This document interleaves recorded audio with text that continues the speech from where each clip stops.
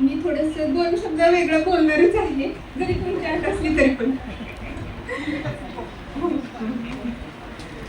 माझं एक स्वप्न होतं की मला शिकता आलं नाही, पण माझ्या मुलांनी खूप शिकावं, एवढं शिकावं की त्यानं क्लास 1 ऑफिसर व्हावं, एवढी इच्छा होती माझी.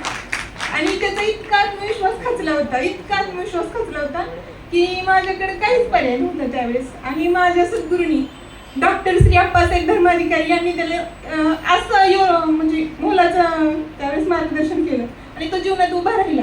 आणि आता सध्या धर्माधिकारी सरांनी त्यानं इथं अकॅडमी जॉईन केलेली आहे पुण्यात सध्या सदाशिव पेठमध्ये. आणि ही कविता म्हणजे माझ्या जीवनाला असं एक आकार दिला तिथनं की माझं एक अधुरं स्वप्न अर्धरात्र पूर्ण व्हायला लागलं हे मला दिसलं त्यातून. आता तुमच्यासारखं शुद्ध शब्द एवढं सगळं माझ्याकडे नाही, मी आधीच मान्य केलं की मी चला आता मी कवितेला सुरुवात करते. देवा मला वाचवा. माझ्या तीव्र वेदनेची हाक तुझ्या कानी, माझ्या तीव्र वेदनेची हाक तुझ्या कानी, माझं दुःख घेऊन तुझ्या दारीनी.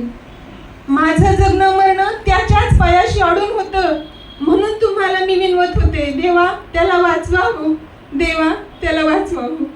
त्याचं अनमोल जीवन वादळी वाऱ्यासारखं वाहत होतं, त्याचं अनमोल जीवन वादळी वाऱ्यासारखं वाहत होतं. तुफानी वादळात भरकटलेली नौका जशी आतुरतेनं किनारा शोधत आहे, तसं ठरवलेल्या त्या जीवाचं सारथी व्हावं, म्हणून मी तुम्हाला विनवत होते. देवा त्याला वाचवा हो, देवा त्याला वाचवा हो.